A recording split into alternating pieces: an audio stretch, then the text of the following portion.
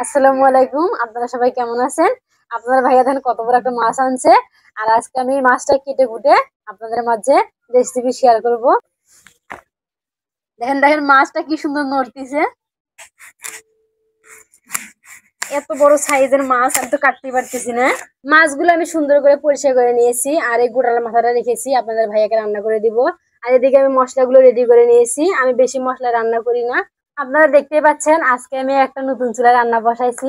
এই চুলাটা আমার শাশুড়ি আমাকে দিয়েছে যে তুমি যেহেতু ভিডিও করো তোমাকে এই চুলাটা দিলাম, এই চুলাতে রান্না করে তুমি ভিডিও করিও। তেল গরম হয়ে আসছে, এখন আমি পেঁয়াজ দিয়ে দিব। আজকের ওয়েদারটা কিন্তু একদম ভালো না, মানে শিয়ালের বিয়ে বলে কথা। এই বৃষ্টি আবার এই যে রোদ আবার এই মেঘ, সব মিলিয়ে কিন্তু পরিবেশটা একটু খারাপই যাচ্ছে। পেঁয়াজ লাল লাল হয়ে ভাজা হয়ে গেছে।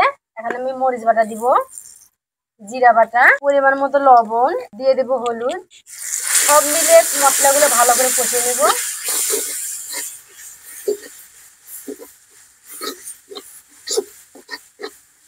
মশলা কষানো আমার শেষ, এখন মাছগুলো দিয়ে দেব। আগে দিলাম মাথা,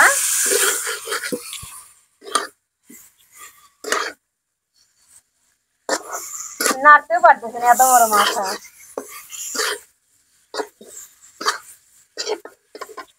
তারপরে একে একে আরো মাছগুলো আমি দিয়ে দেবো। মাছের আমি এগুলো খেতে কিন্তু পছন্দ করি, যেগুলো সেগুলো আমি নিয়ে নিয়েছি। আপনারা কিছু মাইন্ড করবেন না, এগুলো খেতে কিন্তু ভালোই লাগে।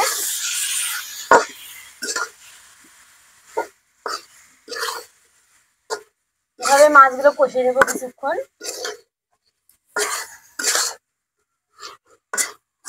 কালারটা কি সুন্দর হচ্ছে না, একদম লাল লাল, জোশ হবে রান্না। মাছগুলো হালকা ভাবে নাড়াচাড়া করে আমি কষিয়ে নিয়েছি। বেশি নাড়াচাড়া করলে কিন্তু মাছগুলো ভেঙে যাওয়ার সম্ভাবনা বেশি। এদের আমি ঝোল দিয়ে দিব।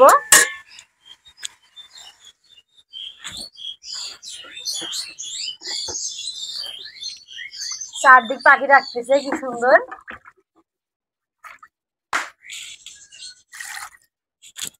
তো এইটুকু ঝোল দিয়ে আমার রান্না হয়ে যাবে। যেহেতু মাছ ভুনা করতেছি আমি, ঝোল রাখবো না। এখন আমি ঢেকে দেব। আমি আজকে আপনাদের ভাইয়ার জন্য রান্না করতেছি। সব স্বামীরাই কিন্তু খাবার লাভার, খাবার পছন্দ করে। এই জন্য স্বামীদের ভালোবাসা পেতে গেলে বেশি বেশি রান্না করে খাওয়াবেন, যেগুলো স্বামী পছন্দ করে। আমার মেয়েটা কিন্তু গাছ প্রেমিক, ও কিন্তু গাছপালা লাগাইতে খুব পছন্দ করে, যেমন ফুলের গাছ এবং ফলের গাছও। দেখেন কি সুন্দর ঘাস ফুল লাগাইছে। মানে ওর মনে হয় মনের ইচ্ছা ও একটা ফুলের বাগান করবে। আল্লাহ যদি কোনোদিন করতে দেয় তাহলে ও ফুলের একটা বাগান করে দেব।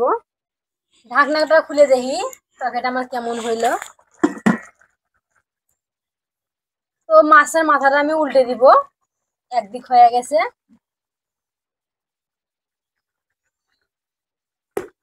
আস্তে আস্তে নাড়াচাড়া করা লাগে, বড় মাথা।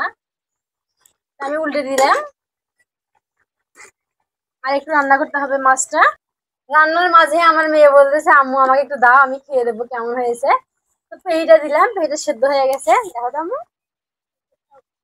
পরে না জানো, হ্যাঁ আচ্ছা। গরম গরম, জুড়াই খাও। মজা হয়েছে, খাও।